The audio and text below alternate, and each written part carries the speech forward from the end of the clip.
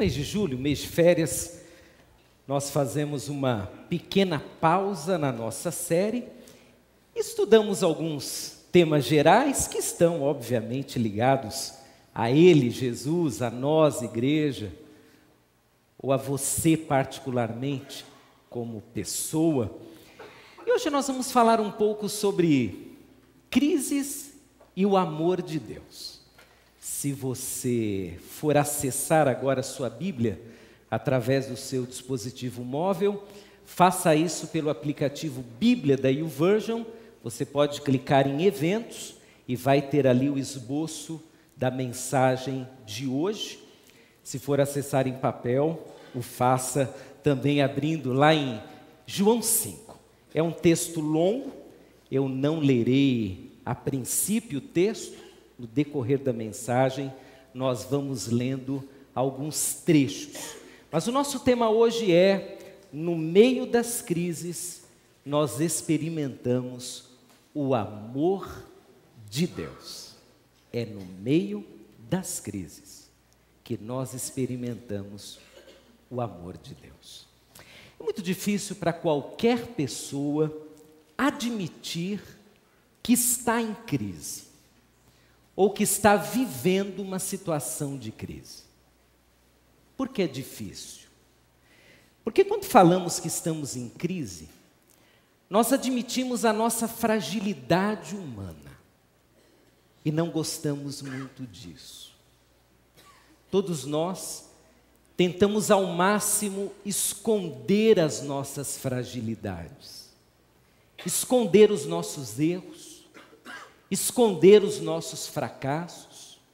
Talvez nesse exato momento de sua vida, você esteja vivendo uma situação tão difícil, tão complicada, tão triste, que você sabe, é uma situação de crise. Por que sabe? Porque a crise é um fenômeno psicológico, emocional, espiritual, até físico.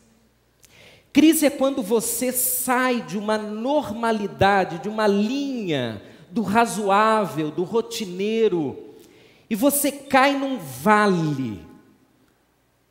Um vale que te estressa, te entristece, te abala, te deixa cheio de perguntas, te deixa por vezes depressivo, por vezes te faz até perder a fé. Todo mundo sabe quando está em crise, porque a crise não é o nosso normal. A crise é como um aspirador que tira várias coisas de nós. Suga a nossa alegria, suga a nossa esperança, suga a nossa saúde. E talvez você esteja vivendo um momento assim. Quer admita, quer não admita. Você é um ser humano. E os seres humanos passam por crises. Como não encontrei ainda nenhum super-herói, a não ser nas telas, todas as pessoas que eu conheço, sem exceção, as que tenho uma intimidade maior, todas elas já passaram ou estão passando por algum momento difícil. E várias delas estão aqui hoje pela manhã. Talvez não seja uma enfermidade, talvez não seja luto, talvez não seja desemprego, mas quantos não entraram em crise diante de uma decisão dura a ser tomada? Ou quantos não entraram em crise vivendo momentos naturais da vida, mas que para eles eram tão novos que eles não sabiam como lidar? Você, meu querido irmão e amigo, como eu, é pessoa que passa, que vive, que enfrenta crises. E a você, um recado especial de Deus hoje pela manhã. Deus te ama e no meio dessa crise, Ele vai revelar o amor dEle de um modo todo especial. Acredite nisso. Muito bem, nós vamos ao texto e a primeira coisa que vamos perceber é que toda a história de João 5, ela acontece num lugar bem diferente desse, ainda que tenha suas semelhanças mínimas. É um tanque de grandes proporções, um lugar sujo. Esse tanque ficava numa das entradas da cidade, o tanque de Betesda, por onde entravam os rebanhos. E ali, junto à porta chamada ovelheira, onde está o tanque, havia um mercado informal de compra e venda de ovelhas. Então era um lugar sujo, com aquele odor característico da ovelha e dos rebanhos. Um lugar cheio de pessoas enfermas.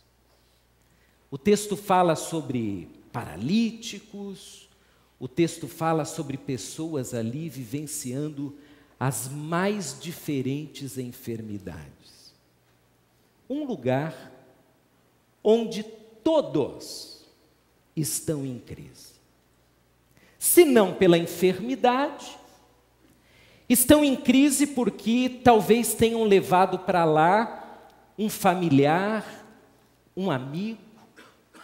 As pessoas que frequentavam esse tanque criam que de vez em quando um anjo aparecia, tocava a água do tanque, e quem entrasse em primeiro lugar no tanque, depois do anjo passar, seria curado. Então ali era um lugar que atraía pessoas de todos os cantos da Judéia. Gente que está doente, mas que não quer continuar doente. E é lá que Jesus vai manifestar o amor de uma maneira toda especial. E é lá que nós vamos perceber que mesmo no meio da crise, Deus pode fazer grandes coisas por nós. Muito bem, vamos ao texto, quero que você leia comigo. Os versos 2 a 4. Vamos ler um pouquinho sobre o tanque, Betesda, um lugar de crise. O texto diz: ora, em Jerusalém, próximo à porta das ovelhas, um tanque chamado em hebreu Betesda, o qual tem 5 alpendres. Nesse jazia grande multidão de enfermos, cegos, coxos e paralíticos, esperando o movimento das águas.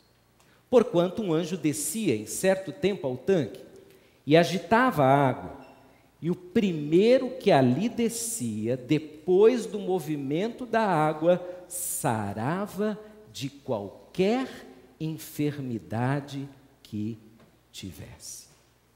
Vamos tentar imaginar a cena. Uma multidão, é o que o texto diz. Uma multidão de enfermos. Todos olhando para o tanque. Todos aguardando o anjo que vai vir e vai tocar na água, todos cheios de expectativa, todos cheios de esperança, todos aguardando que aquele dia seria o dia da mudança, o dia quando a minha crise vai embora, a minha enfermidade vai ser curada, a minha angústia finalmente desaparecerá. Irmãos queridos, a nossa casa, o nosso trabalho, a nossa igreja, a nossa sociedade, por vezes, são muito parecidas com aquele lugar, Betesda. Porque são lugares onde pessoas em crise se encontram. ainda que seja um tanque grande, não era tão grande diante de uma multidão. Ali no tanque as pessoas se tocam, ali no tanque as pessoas conversam, ali no tanque os enfermos se encontram.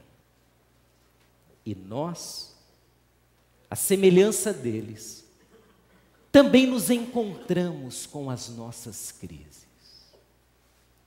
Você senta num banco e nem sabe que ao seu lado está alguém sofrendo. Você chega na sua casa e nem sabe que seu cônjuge, seu filho, sua mãe, estão passando por situações tão sérias no seu íntimo, e ainda que não tenham compartilhado, você pelo olhar percebe, eles não estão bem. Onde estivermos, encontraremos pessoas assim, enfermas, se não fisicamente, espiritualmente, se não espiritualmente, emocionalmente, mas como somos um ser uno, o psicológico, o físico, o espiritual nos afetam por inteiro. Betesda, ela pode se encontrar na Alfredo Pujol, pode se encontrar no seu endereço, lugar onde pessoas estão vivendo seus dramas, sua luta. E ainda que não quiséssemos admitir, nós e o nosso próximo somos solidários nas crises e nas lutas. Por que solidários? Porque todos as temos. Ainda que intensidade diferente, ainda que com um contexto diferente, a Betesda está onde nós estamos. Lugar onde nos encontramos com a nossa verdade, com as nossas lutas, com as nossas crises. Sempre pensei por que esse nome, Betesda. Porque Betesda é a união de duas palavras hebraicas. Betesda significa casa de misericórdia. Fiquei imaginando como um poço, onde só tem gente doente, pode ser uma casa de misericórdia. É uma casa de doença. É um lugar de enfermidade, é um lugar de dor, não é um lugar de misericórdia, de graça, de beleza. Mas é tão interessante, irmãos, que quando estudamos a origem do tanque e porquê do nome do tanque, nós percebemos que o nome foi dado em função da esperança e não em função da doença. Betesda se tornou um lugar de esperança, ainda que fosse um lugar de enfermidade. E assim devemos nós viver cada uma de nossas crises. Não como uma crise que significa apenas doença, ou morte, ou desemprego, ou enfermidade, seja ela qual for, mas sim uma crise que significa também esperança. Uma crise que significa que, além da doença, além da dor, existe uma oportunidade para vivenciarmos o amor e a misericórdia do nosso Deus.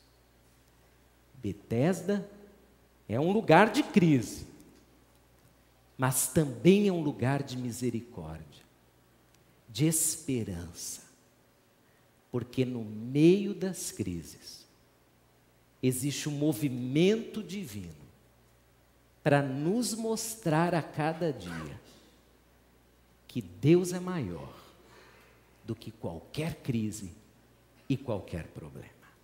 Vamos adiante. Eu agora quero que você leia comigo os versos 5 e 6. Preste atenção na leitura. Porque começamos olhando o tanque cheio de pessoas enfermas, mas agora João, ele vai olhar para um personagem que está ali naquele contexto. Estava ali, segundo o verso 5, um homem que há 38 anos se achava enfermo. E Jesus, vendo este deitado e sabendo que estava neste estado havia muito tempo, perguntou-lhe: queres ser curado? Essa é uma daquelas vezes que Jesus faz perguntas estranhas. Perguntar para um doente se ele quer ser curado é tão óbvio. É claro que ele quer ser curado. Mas será que ele quer mesmo? Porque, queridos, algumas pessoas, infelizmente, se acostumaram às crises. Elas passaram a viver apenas em torno da sua própria crise. Elas, na verdade, construíram a sua história em cima de um fato triste, em cima de uma desilusão, em cima de um fracasso. Elas construíram um patrimônio de amargura, de tristeza. E se forem honestas, elas dirão: eu não quero ser curado. Eu não quero sair da crise. Porque minha vida é essa. Eu não consigo imaginar uma vida diferente. Uma vida sem choro, uma vida sem ódio, uma vida sem amargura, uma vida sem revolta, uma vida sem querer passar os outros para trás, uma vida sem infidelidade. Eu não imagino mais. A crise é a minha vida. Alguns, se forem honestos, responderão dessa forma. Eles não só se acostumaram às crises, eles não sabem viver de outra forma. Mas não é o caso do homem do texto. Ele está diante de Jesus, ele ouve a pergunta de Jesus, e daqui a pouco ele vai responder. Ele vai dizer: eu topo, eu quero. Eu estou aqui há um longo tempo, e longo mesmo. São 38 anos. João, como bom judeu, ele tinha em mente o número 40, que é o tempo de uma geração. Então veja, que aquele homem, ele praticamente viveu a vida inteira debaixo da mesma situação de opressão. 38 anos, uma geração inteira. Ele está ali 38 anos, aguardando que algo aconteça. Mas não vai acontecer. Porque perceba, ele não pode se locomover. E para chegar no tanque, em primeiro lugar, depois do anjo mexer nas águas, é preciso se locomover. Ele está ali sabendo que depois de 38 chegará o 39, 40, e ele vai começar uma segunda geração, sem resolver o seu problema. E Jesus, podendo escolher qualquer pessoa que estava ali no tanque, ele escolhe esse homem. O homem cuja vida é sinônimo de crise, de problema, de enfermidade. o homem que está ali, e segundo o verso 7, ele vai dizer ao Senhor Jesus: Jesus, eu não tenho quem me coloque lá no tanque. Para mim, não tem jeito. Eu quero sair daqui, mas eu não tenho quem me coloque no tanque. Assim estamos alguns de nós, há anos, vivenciando uma situação difícil. Há anos passando por esse contraste entre a esperança e a realidade desfavorável à esperança. Alguns de nós, como aquele homem, estamos cheios de desejo, cheios de vontade, de que a vida mude, de que a crise seja superada, de que o trauma seja vencido, de que a enfermidade seja curada, que o grande problema diminua, seja vencido finalmente.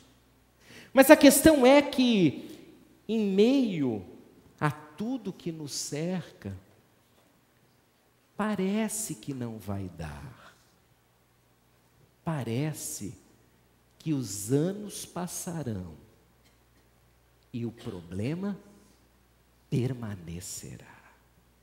É por isso que alguns se acostumam.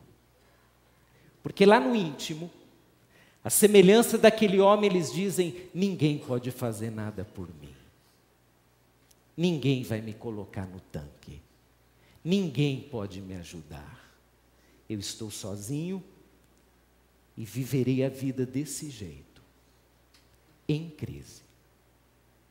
Para pessoas assim, e talvez você, a bênção do texto é que no meio de uma multidão, Jesus olha para quem? Para você, para mim. O olhar de Jesus, ainda que seja em vários momentos o olhar coletivo, da onisciência, de quem sabe tudo, está em todos os lugares e tem todo o poder, é também em outros momentos o olhar particular. É bom saber que em meio a todas as pessoas que participam de uma celebração como essa, Jesus olha e me chama pelo nome. E te chama pelo nome. Jesus vê cada um aqui com a sua crise, com o seu problema, com a sua luta. Mas Jesus chega para cada um individualmente e faz a pergunta abençoadora: queres ser curado? Não é pergunta que ele faz acima de um palanque. Poderíamos imaginar Jesus chegando lá em Betesda, subindo num palanque e falando: vocês querem ser curados? Não, ele não faz isso. Ele entra, ele chega no tanque, dá licença um minutinho, deixa eu passar aqui, e ele vai direto para aquele homem, e diz: você quer?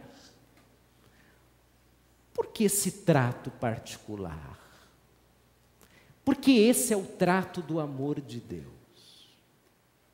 O amor de Deus é tão profundo, tão imenso, que ele se transforma num relacionamento pessoal. Você, que tem essa história, que é chamado por este nome, que está vivendo essa situação, que está sofrendo há tanto tempo, que não tem mais esperança, você quer ser curado.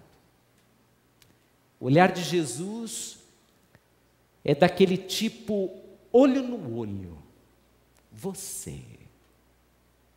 E quando Jesus nos olha dessa forma, nós nos sentimos totalmente despidos de qualquer autossuficiência.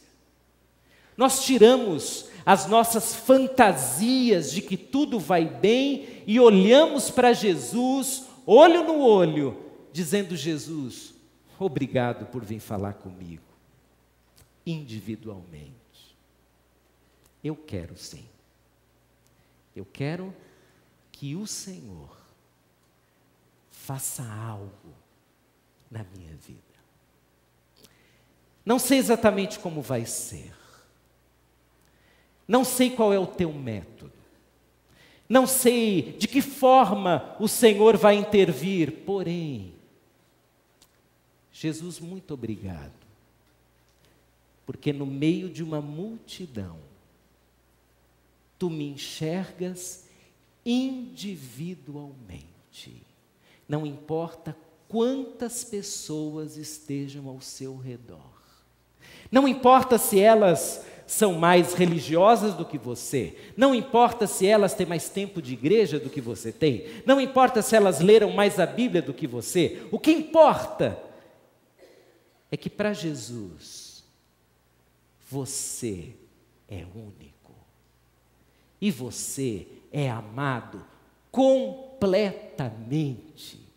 E você é digno da atenção especial do Deus Todo-Poderoso, que no meio da multidão se revela a você pela palavra e te diz: queres ser curado? Eu vejo a tua dor, eu sei da tua história, e é com você que eu quero falar. Você deseja experimentar a minha misericórdia nesse lugar onde todos a esperam também? O texto, ele continua, e agora vamos ver como se manifesta o amor de Jesus ali. Versos 7 a 9. O enfermo respondeu: Senhor, não tenho homem algum que, quando a água é agitada, me coloque no tanque. Mas enquanto eu vou, desce outro antes de mim. Jesus lhe disse: levanta-te, toma a tua cama e anda. Logo, aquele homem ficou são, tomou sua cama e partiu. E aquele dia era sábado. A cena é interessantíssima. Veja, aquele homem está diante de Jesus, o Jesus Todo-Poderoso. Até então não sabemos se ele sabe que é Jesus, por certo não sabe. Quando Jesus pergunta: queres ser curado? Ele entra com todo o entendimento humano. Não dá. Não dá porque ninguém me coloca lá. Mas eu tento chegar sozinho. É o que o texto dá a impressão. Que ele se arrasta até o poço.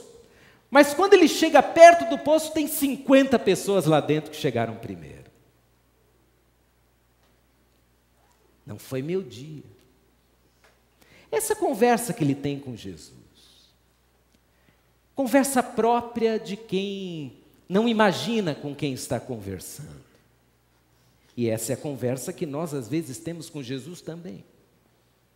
A conversa que coloca o poder de Jesus abaixo da compreensão humana, abaixo do método humano, abaixo das ideias que temos sobre Deus, sobre a vida, sobre o poder, sobre a graça. Quantas vezes, irmãos, nós somos os primeiros a querer impedir a graça de Jesus e o poder de Jesus sobre nós.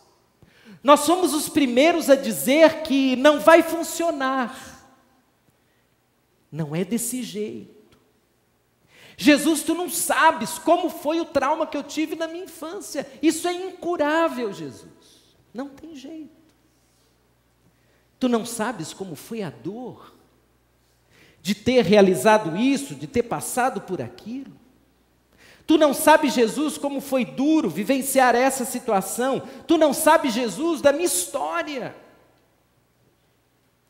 Então é por isso que inocentemente o Senhor está me perguntando se eu quero ser curado. Se o Senhor soubesse tudo que eu já passei, o Senhor não falaria nada. É essa a nossa conversa com Jesus às vezes. É a conversa da humanidade que despreza o poder de Deus. É a conversa da lógica que tenta aprisionar o poder de Deus.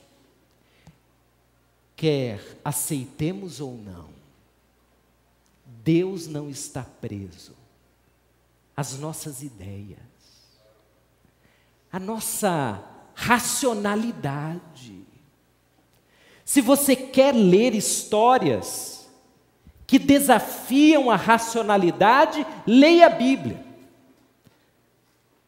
Não precisa gastar dinheiro e ir assistir um bom filme na sala Bradesco do Lar Center. Leia a Bíblia, de graça. Histórias que desafiam a nossa racionalidade.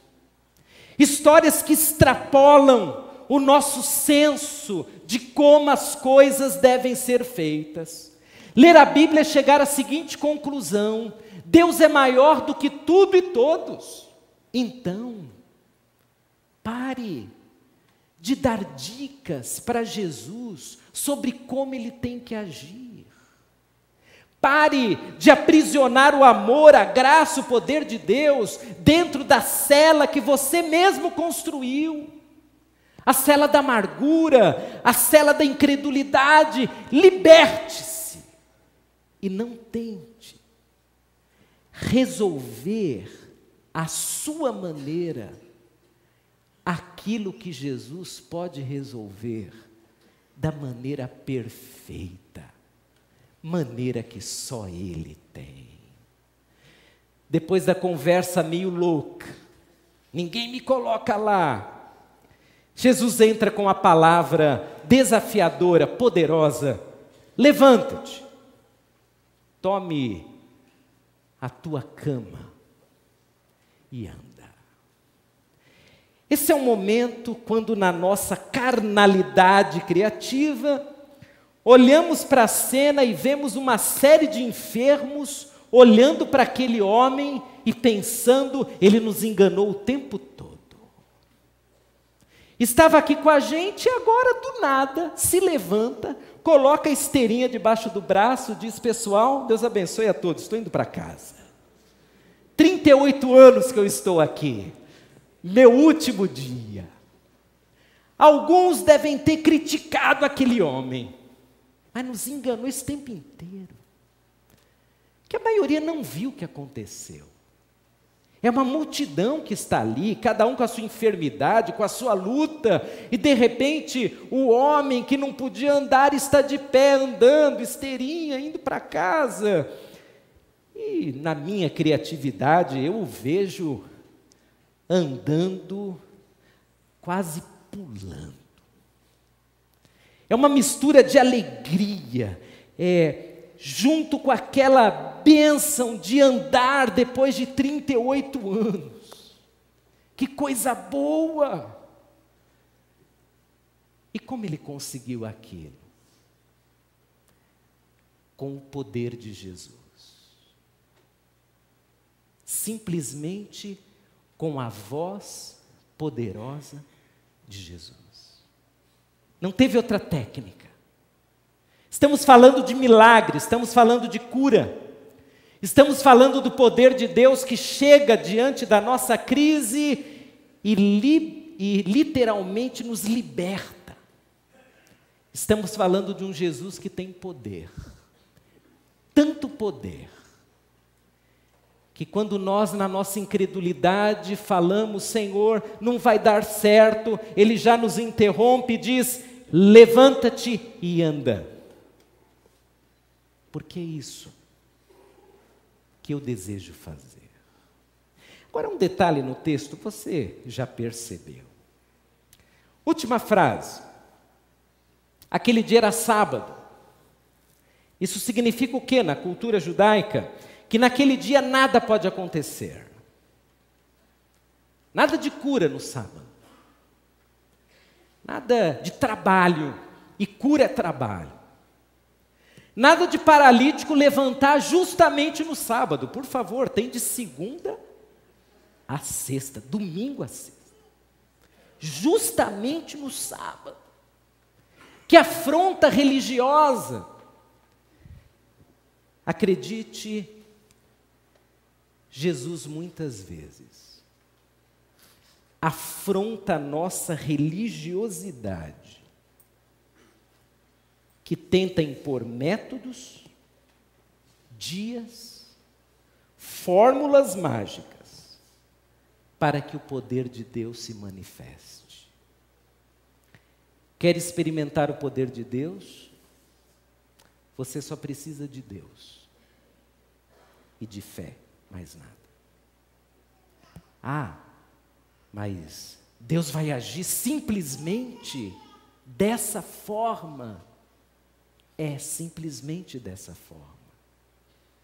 Porque não há nada que possamos fazer que irá despertar ou adormecer o poder do nosso Deus. Ele tem poder e Ele pode fazer. Pode fazer hoje, num culto. Pode fazer em minha casa, quando diante dEle entrego as minhas crises.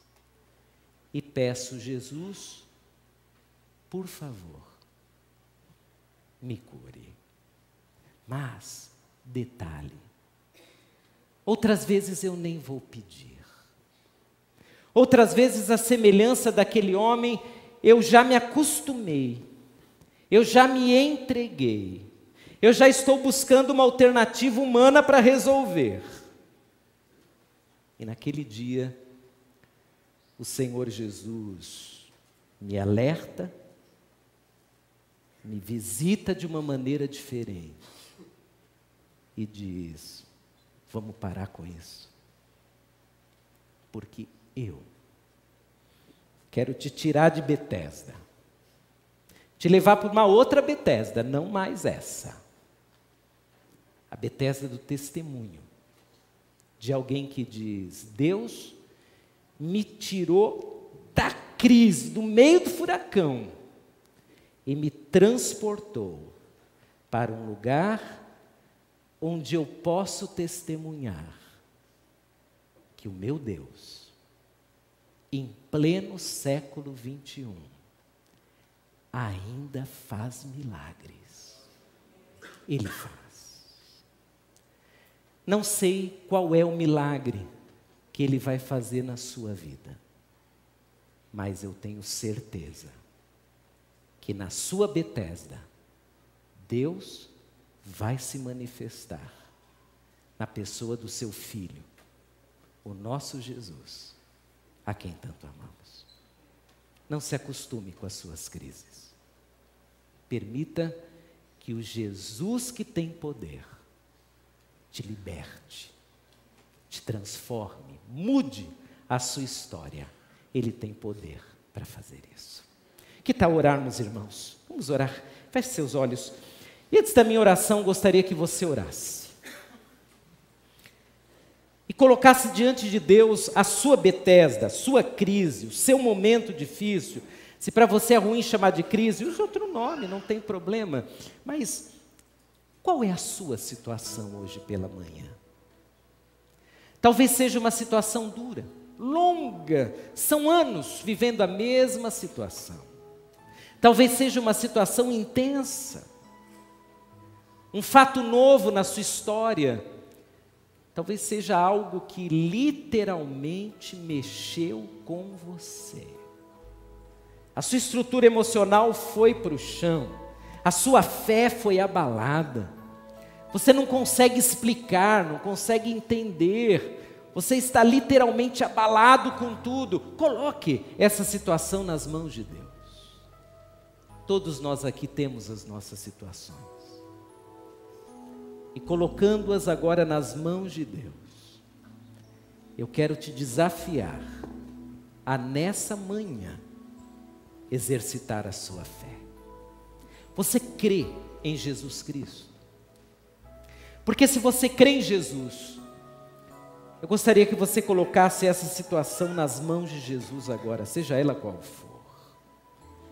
Talvez você já até tentou resolver com uma série de ideias socialmente aceitas. Você está tentando resolver do seu jeito. Mas que tal o jeito de Jesus hoje pela manhã? Que tal entregar-se? Não só entregar o problema, mas se entregar a Jesus. Você pode fazer isso, ore com as suas palavras. Jesus, tu me conheces no meio da multidão, tu me olhas individualmente, tu sabes o que eu estou vivendo. E eu te peço hoje pela manhã, vem, me liberte, me livre, mude a minha história. Eu preciso de ti. Imagino que você já tem orado. E nós vamos orar juntos. Orar por você que é membro dessa igreja, você que é um frequentador, você que talvez está nos visitando hoje pela manhã. Se você deseja que oremos por você, no lugar onde está agora, eu gostaria que você ficasse de pé. Com esse gesto está dizendo, orem por mim. Não se sinta menor do que ninguém. Eu sou o primeiro a estar de pé. Se você é membro da igreja ou não, isso não é o importante agora. O importante é que você deseja que oremos por sua vida. E é isso que em nome de Jesus nós vamos fazer. Querido Deus, a Tua palavra é riqueza para o nosso coração. A Tua palavra nos preenche. E hoje pela manhã, meu Deus, nós, lendo a Tua palavra, nos apropriamos dela e nos enchemos de fé, de confiança no Senhor, admitindo que Jesus tem poder. Jesus tem poder para nos livrar. Jesus tem poder para nos curar. Jesus tem poder para nos confortar, para nos dirigir, para trazer esperança ao nosso coração, para nos encher de ânimo, para nos curar em meio às nossas enfermidades. Tem poder para trazer paz ao nosso coração.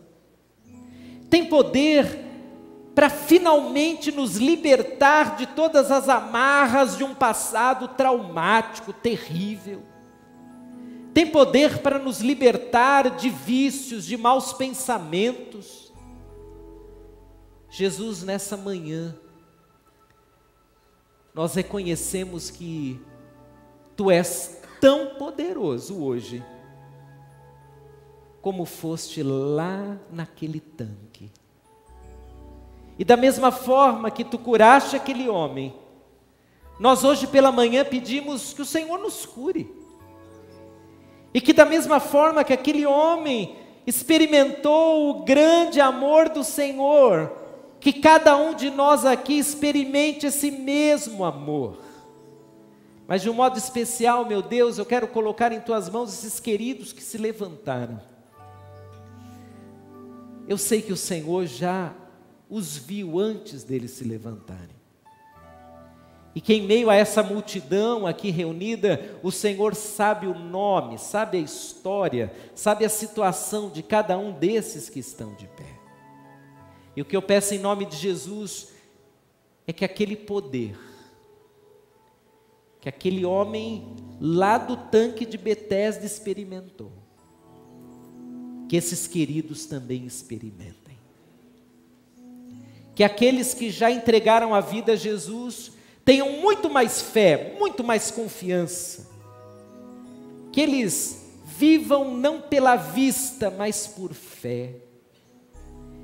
E se porventura algum deles ainda não se entregou a Jesus, que hoje seja o dia, quando ouvindo sobre Jesus, eles se entregarão totalmente a Jesus, dizendo: Jesus, toma conta da minha vida, eu me entrego a Ti, eu creio a Ti, em Ti. Pai, como igreja reunida, nós admitimos as lutas que passamos, individualmente. Admitimos, ó Deus, os momentos duros que irmãos nossos passam, mas nós também admitimos o teu poder e a graça de Jesus, e pedimos em nome de Jesus, venha, nos socorra, e que cada um de nós aqui seja um testemunho vivo, de que Jesus tem poder, e Ele pode transformar as nossas crises em experiências de fé e de amor do Senhor. É a nossa oração, no nome de Jesus. Amém.